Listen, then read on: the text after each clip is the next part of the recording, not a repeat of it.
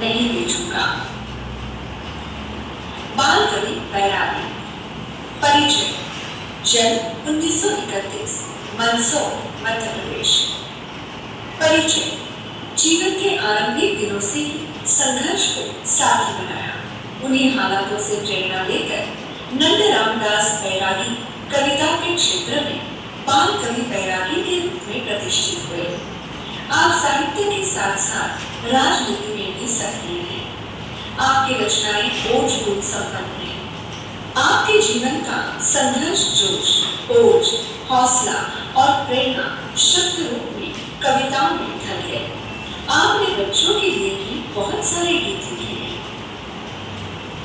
प्रमुख कृतियां गौरव के गैर दीवाने, काव्य संग्रह आदि। पद्य संग्रह में प्रस्तुत गीत में गीतकार ने फूल के स्वभाव की विशेषताएं बताते हुए कहा है कि किसी भी परिस्थिति में फूल अपनी गंध नहीं बेचता। फूल के इस स्वाभिमान को मनुष्य को भी अपनाना चाहिए।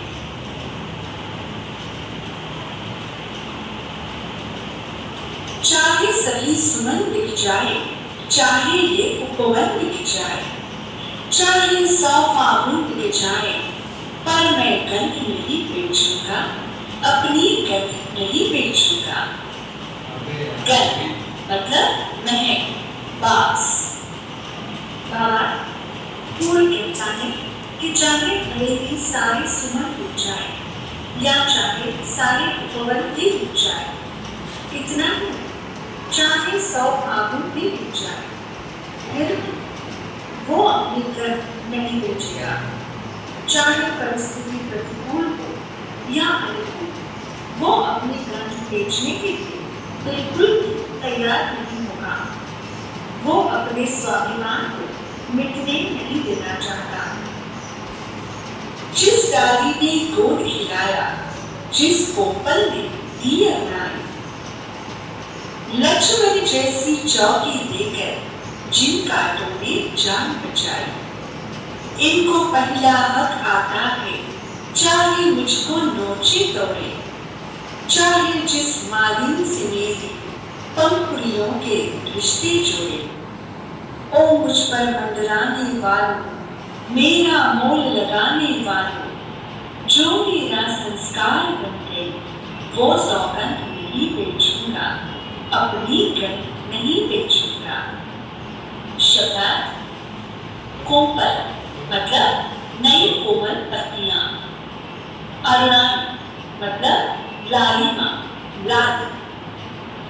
भावार्थ।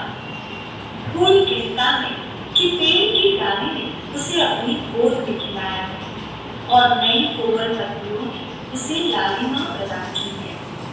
कांटों ने उसकी रक्षा के लिए लक्ष्मण रेखा जैसी चौकी बनाकर उसकी जान बचाई है। इन सभी के अनंत उपकार वो भूलना नहीं चाहता, इसलिए वो कहता है कि इन सभी को मुझे नोचने, तोड़ने अथवा किसी भी मलिन को समर्पित करने का पहला हक है।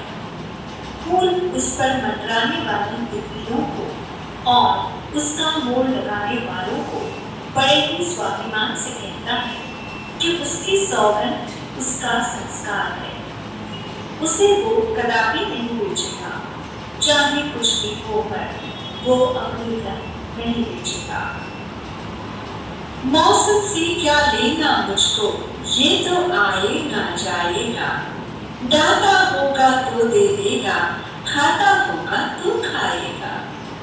कोमल भंवरों के सुर सरगम, पतझड़ों का रोना धोना, मुझ पर क्या अंतर लाएगा, पिचकारी का जादू टोना। ओ नीलाम लगाने वालों, पल पल दाम बढ़ाने वालों, मैंने जो कर दिया स्वयं से, वो अनुबंध नहीं बेचूंगा, अपनी गंध नहीं बेचूंगा।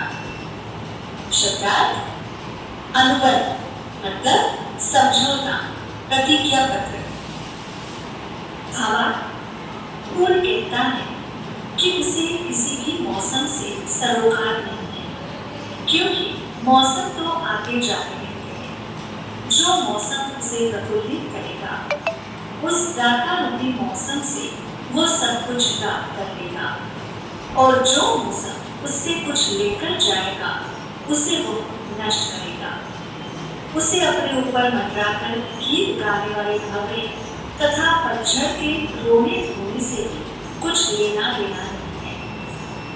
उस पर कोई पिचकारी भी कृत्रिम रंग भरकर डालेगा तो भी उस पर किसी भी प्रकार का असर नहीं होगा। वो बड़े स्वाभिमान के साथ उसकी नीलामी लगाने वालों तथा पल पल उसकी कीमत बढ़ाने वालों से कहता है कि उसने अपने आप से समझौता कर लिया है कि वो अपने धन नहीं बेचेगा। मुझको मेरा अंत पता है, पंखुरी पंखुरी चल जाऊंगा, लेकिन पहले पवन परिसन एक एक के घर जाऊंगा। भूल चूक की माफी लेगी सबसे मेरी गंध कुमारी, उस दिन ये मंडी समझेगी किसको कहते हैं खुददारी। बिकने से बेहतर मर जाऊं, अपनी माटी में झल जाऊं, मन में तन पर लगा दिया जो वो प्रतिबंध नहीं बेचूंगा। शब्दार्थ प्रतिबंध मतलब रुकावट, विघ्न, झड़ जाना मतलब गिरना। भावार्थ फूल कहता है कि उसे अपना अंत पता है, वो ज्यादा दिनों तक जीवित नहीं रह सकता। उसकी प्रत्येक पंखुड़ी एक एक करके झड़ जाएगी, फिर भी वो मरने से पहले पवन परी के साथ हर एक घर में स्वच्छंद विहार करना चाहता है। यदि उससे कोई भूल चूक हुई होगी तो वो अपने ग्रंथ के द्वारा सबसे माफी मांगेगा। फूल की खुददारी का सभी को पता लगने में देर लगेगी। ये मंडी रूपी दुनिया उसके स्वाभिमान से एक दिन अवश्य परिचित होगी। फूल इतना स्वाभिमानी है कि वो बिकने से बेहतर मर जाना तथा मिट्टी में झड़ जाना पसंद करेगा। वो अपने मन से तन पर लगाए हुए प्रतिबंध से किसी भी प्रकार का समझौता नहीं करेगा।